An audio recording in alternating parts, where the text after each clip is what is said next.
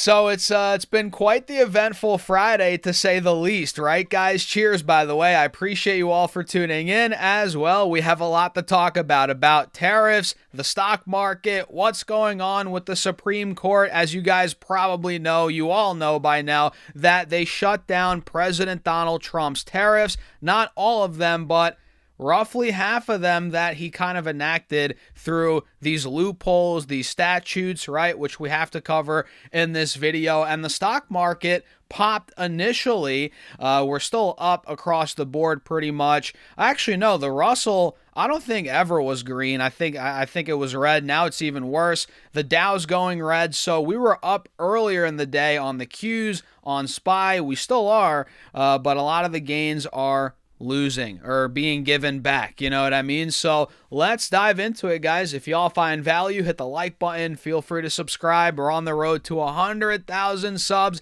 and half of you watch the content, but you're not subscribing, and that needs to change. So make sure to subscribe. I appreciate you all, as always, for tuning in. So when we got this news, well, the market ripped at open.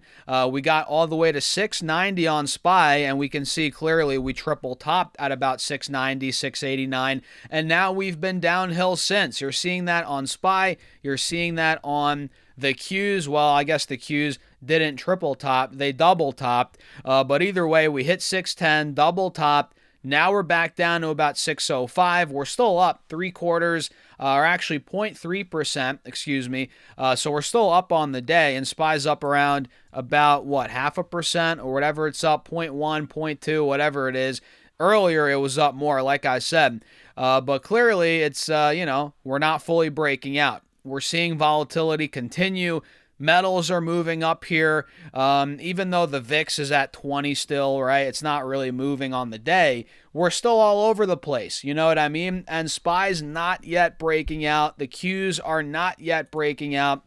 And we're just digging ourselves deeper into the wedge that we've been in on both of these, the Qs and SPY. So let me dive deeper into this article. We'll talk a little bit about these tariffs, kind of what's going on here with the president, the future, what we should expect moving forward here. So again, the big news is that the Supreme Court, shut down, essentially deemed illegal half of these tariffs roughly. So you guys know by now, since President Trump has gotten into office, he's been putting tariffs everywhere, on all these countries throughout the world. And the tariffs at stake right now in this particular court case are those issued under the authority of the International Emergency Economic Powers Act, also known as IEEPA, a 1970 statute that never uses the word tariff, right? So there are a lot of these statutes, a lot of these laws, if you will, that President Donald Trump kind of figured out the loophole where he can impose these tariffs without, the loopholes, right? I don't even know how he did it. Who really knows fully how he did all this stuff? But, it's using that IEEPA statute. That's how he got a lot of these tariffs through, or, to be implemented. And they're talking about refunds right now. Refunds would be messy but manageable, says this article. And Justice Amy Coney Barrett says it seems to me like it could be a mess. No doubt it could be a mess, but veteran tariff lawyer Robert Leo says while the process would be cumbersome, it's not impossible. So tariff bills are computerized, and it would be relatively straightforward to identify which payments are eligible for refunds. And in addition, the customs agency has said it's prepared to waive deadlines that would otherwise make importers ineligible for refunds after a certain period of time. Interesting. I'm sure Trump would have tried to get around that. Now they're looks like the customs agency would waive deadlines. Interesting. So Trump has actually relied on the IEPA to order many of his tariffs, even though that law doesn't explicitly authorize the president to levy taxes, right? And the administration has promised that any tariffs found to be illegal by the Supreme Court will be replaced with alternative import taxes using other laws where the president's authority is more clear. So guys, even though the Supreme Court shut down, half of these tariffs, right?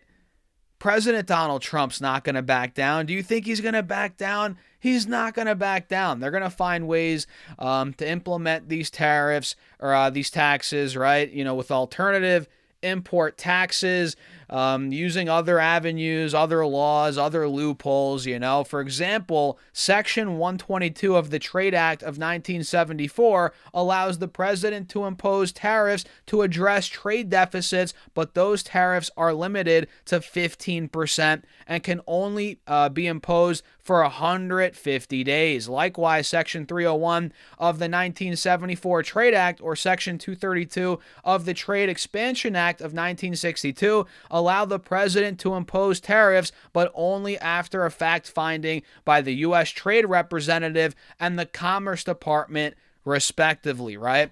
And Trump relied heavily on Section 232 and 301 tariffs during his first term, right, in the White House, but those measures would not allow, for example, a 50% tariff on imports, or 50% tax, on imports from Brazil, a country with which the U.S. had a trade surplus and which the president imposed over his frustration with the prosecution former President Jair Bolsonaro in July, So that's the breaking news. That's the big news here on Friday, and this goes on and on about tariffs, blah blah blah, how they're going to affect different countries and so forth. But that is what we're noticing, or not noticing, but that is the news that is headlining Wall Street today, guys, on this beautiful Friday. But again, there's still a lot of crap going on in Iran, geopolitically. I don't know if this is going to necessarily save the market in the short term. And you can see it did momentarily earlier today, but all those gains are being given back because at the end of the day, Trump is going to find another way, right? We still have, like I said, tensions rising geopolitically. What's going to happen in Iran? The Olympics are wrapping up. We're expecting something after that, potentially. There's still uncertainty. And this news that we got today, it's good news, I guess, for the market, for geopolitical tensions in general, but it's not going to save us in the short term, and we're kind of already noticing that in the price action. And at this point, SPY, the Qs, they're still not breaking through, which that might happen next week. We might start pushing through 615 on the Qs, 610. SPY might start going, through, let's say, 690, 695.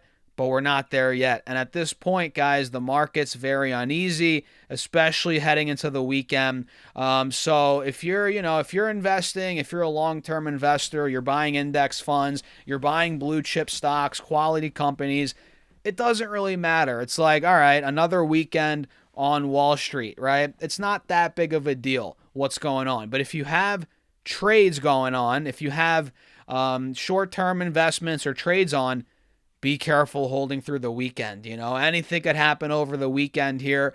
But again, long-term, do we adjust our long-term investment strategy based off of short-term geopolitical tensions? Look, some people on Wall Street might, the money managers that are chasing quarterly targets, they're chasing the next hot sector, Yeah, they're probably doing that, but they're changing their strategy, which they have to. They have clients. They have all these people that want, they want results now. They want to keep up with the benchmark, beat the benchmark. But if you're a long-term retail investor, are you going to, dump out of your stocks, try and rearrange your holdings, your long-term holdings now because of what's going on?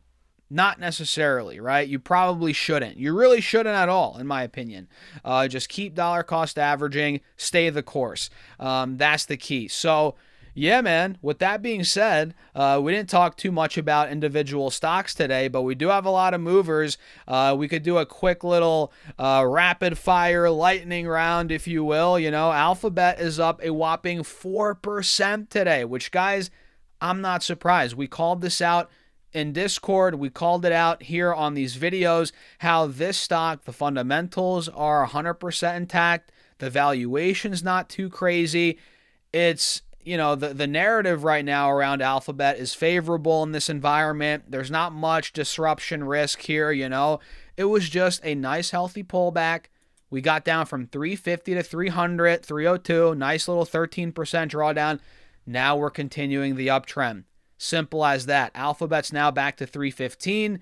We called it out. Very, very, beautiful pop here on Google. Alphabet. Coherent is also looking good. Let me show you guys Coherent up around 6.5%.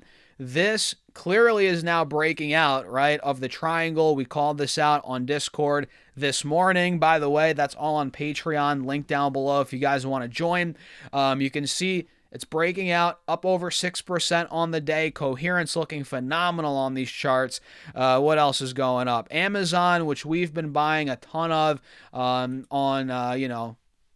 over these last couple of weeks. Amazon's up over 1.75%.